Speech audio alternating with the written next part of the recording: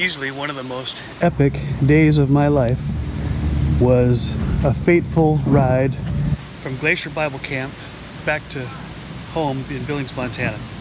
Glacier Bible Camp was up by Whitefish in the northwest corner of Montana near Glacier Park. Billings down in the southeast where we lived. And that's where we went to summer camp with our church every summer. Loved it. Amazing place. But inevitably something would happen on the trip. As is typical of camp Nearly every year, by the time we got to Saturday morning for our return, everybody was exhausted. The campers, the counselors, youth pastors, we were all dead. Especially that last night at camp, nobody ever got any sleep. So we all straggled our stuff together, packed the bus up, and got on the road after breakfast. And we weren't on the road more than, 30 minutes before nearly everybody was asleep. And as I looked up, I noticed That Larry, our youth pastor who was driving, looked like he was falling asleep at the wheel. now Larry's a Notorious jokester, so at first I thought perhaps he was just playing a joke. His head would bob down. one arm dropped beside him, the other hand still on the wheel, and I thought, yeah, sure, Larry's trying to freak me out. But then the other hand Dropped off the wheel, and his head's still down, his eyes are closed, and we're going around the curve. If we swerve just a bit to the right, we'd run into the hillside, and if we swerve to the left, we'd go off the cliff. So I turned to Tim and I said, Tim, I think Larry's falling asleep at the wheel. Maybe you better go drive. so he's Immediately he's alert. He runs up to the front and says, Larry kind of snaps to attention. Larry, you seem kind of tired. You want me to drive for a while? And Larry says, yeah, maybe that would be for the best, right? Looking back, I honestly think that there must have been an angel at the wheel, because because as we were going around that corner with Larry fast asleep and no hands on the wheel, the bus was turning with the road, and I don't know how it would have done that any other way. Now the drive from Whitefish to Billings is several hundred miles, and so, it takes a good part of a day, usually. to get home, we were kind of up the mountain pass. In the northwestern part of Montana, and the bus, which was a typical older church bus in badly need of servicing and Repairs, was just chugging down in first gear, barely making it up the hill. And one of our youth sponsors, Kim Van Arsdale, he says, I could probably run faster than we're driving right now. We're all laughing like, yeah, Kim, I bet you could. So Kim goes up to the front door and he jumps out of the bus while we're moving to prove that he can run as fast or faster than the bus. Of course, the inevitable happens when his feet hit the ground. He's not moving nearly As fast as the bus is, he just goes head over heels into the pavement and tumbles to the ground with road rash all over his elbows and his knees. Finally, the bus kind of grinds to a halt and it's about to overheat. So the youth pastor says, hey, why don't we just take a potty break here? Like, potty break? There's nothing around. He says, you can go up to the tree line up there and relieve yourself. You need to. So for the boys, of course, that's no big deal. We went into the tree line to relieve ourselves.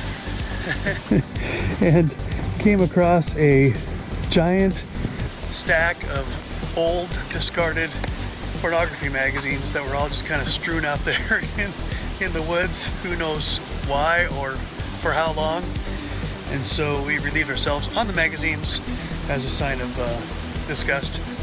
and made our way back to the bus. We finally get through the mountain passes, and now we're down into the plains of Montana in the heat of the day. And we were on this 2-lane stretch in farmland in Montana. And up ahead, the youth pastor saw what looked like a dog or maybe a calf or something coming out onto the road. 2-lane road, 1 lane each direction. So, in order to avoid the animal, it was quickly approaching, he swerved to the left, into the left lane, and as he did, what he didn't know was that there was a pickup truck coming behind us that had just gone into the left lane to pass us. And so as we moved over into the left lane, it had no place to go, and we ended up pushing it down into the borrow pit, into this ditch right along the side of the road. And so all of us in the bus, all the youth, we're like glued to the windows with our eyes wide open as this pickup truck with a driver and a passenger, looked like a dad and his son perhaps, was going down into this ditch at about, I'm gonna guess 65, 70 miles an hour, maybe faster because they were gonna pass us, right? And it was going along just fine until it comes to a culvert. It's like this big tube underneath the road and dirt across the top where I presume was an entrance to someone's property. And the truck hit that thing full speed and the whole truck comes up off the ground, all four tires dangling in the air like Dukes of Hazzard, and then it hits the ground and bounces around. It didn't crash, and then they pull up to the next hill in the next driveway and turn in real quick and ram into the back end of this like a 18-wheeler trailer. No way to process this. Like, did that just happen? No way. And so we stopped and checked to make sure that everybody's okay. Thankfully, they weren't injured. I have no idea why or how, but obviously there was damage to their pickup. And I'm assuming that our youth pastor gave information to them as to how to contact us for insurance purposes. And then we eased back out on the road. Later that afternoon, heat of the summer again, the bus starts to labor, chug, and then eventually loses power. So they pulled over to the side of the road, again in the middle of nowhere in Montana, and it was hot. So we all got out of the bus, and the youth pastors opened up the hood and determined that, there was a part, I can't remember, like a distributor or something that had gone out. And so there's no stores nearby, and it's a Saturday. So the youth pastor leaves the intern in charge, and he says, okay, I'm gonna get a ride, I'm gonna hitch a ride into the next town. Try to get the part we need. This is we're like a 70 or 72 international bus. And so he flags down this van, and as soon as the van stopped, we knew Larry was in for a ride. A couple of hippies who presumably had been smoking dope were like, hey dude, what's going on? Larry's like, oh man, the bus broke down, I got all these kids, can you take me into town? Yeah, cool dude, no problem, come on in. And so Larry tells later he got into the van, and sure enough it was full of marijuana smoke, and they offered him a hit just to help him relax. And Larry's like, no thanks, and that's okay. And they sped off into the local town. While they were gone and we were just killing time on the side of the road, an older couple just pulled up and stopped to see if everybody was okay.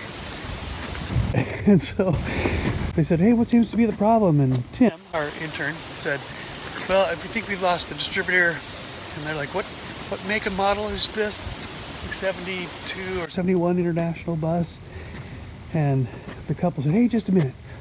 So they go back to their custom van. Oh, and they'd already offered us water. They had a cooler full of water and gave everybody water, which we were roasting. So that was awesome. And they said, I think we might just have something like that. I'm like, what? Sure enough, this older couple in a customized van pulls out a distributor for a 71 international bus. Right. What are the chances? And the older guy, he says, I know how to install that. You need some help? And Tim's like, yeah, I don't think we have any tools. Oh yeah, I got tools. So they get under the hood and got the distributor on and fired up the bus. Sure enough, it was running just fine. And we're like, what do we do now? Larry hasn't even come back yet. So we assumed, since Larry went off in one direction, that if we went that direction, we'd probably catch him on the way back, right? So we head on down the road, and sure enough, the van that had taken Larry off into the near town was coming back the other way, full speed, music blaring. And so we flash our flashers and wave our arms out the window. The van goes roaring past us, squeals down, hits the brakes, turns around, and races up behind us, and lets Larry off. And they said their goodbyes. Very friendly guys who were there to help. As it turned out, all the stores were closed and nobody had the part that Larry needed, but this older couple that I believe had to be angels on assignment had provided what we needed, and climbed back in the bus and headed out to the next part of our adventure. Oh, and I did forget to mention that while we were killing time out there in the farmland, several of the guys decided in their boredom that they would moon passersby. So when cars or trucks would come by, which wasn't very often, apparently they would drop their drawers and slap their bottoms as a salute to those that were going by. Yeah. Great witness. Having been delayed several times, we were way behind schedule now. And we got to Bozeman, which is 150 miles from home, about the time that we should have gotten home that night. And stopped in the big mall parking lot. There was a McDonald's and some other fast food restaurants, and everybody got out of the bus to get some dinner. And after dinner, we were all congregating outside the bus. A carload of local teens pulled up. I think they'd been drinking, pretty clearly that they probably had, and started harassing a few of the kids that were outside the bus. We're like, what's that all about? Like trying to pick a fight, right?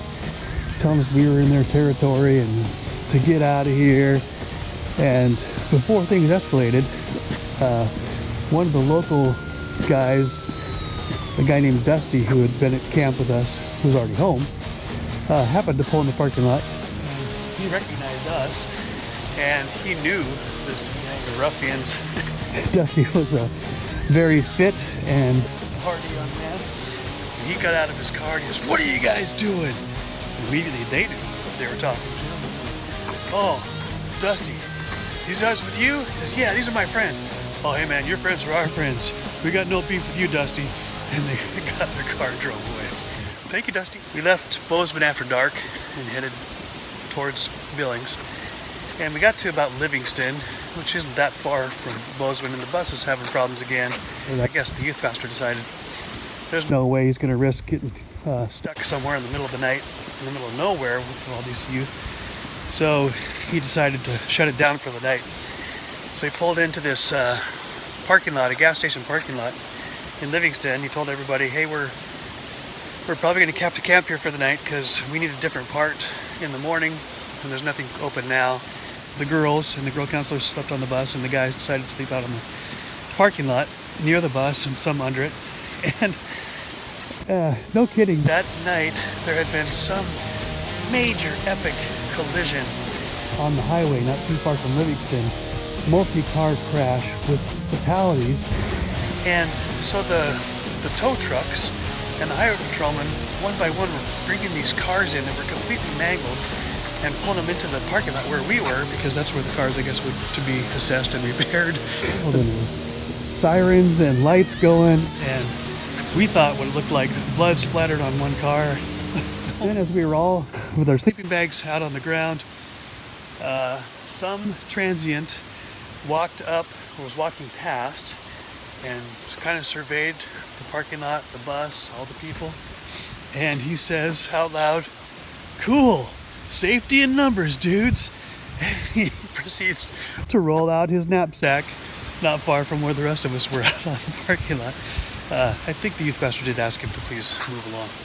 In the morning, the youth pastor got the part that he needed and got it repaired, and we made our way then back to the church parking lot about the time the church was getting out. So this was now Sunday morning, 22 hours from when we had left camp the day before, which should have been a 7 or 8 hour trip. And as people came out of church, many of them rejoicing that we all got home safely, and some of them a little perturbed that we would have been in that situation to begin with. To me, one of the most epic days and trips of my entire life. And I've been on a few.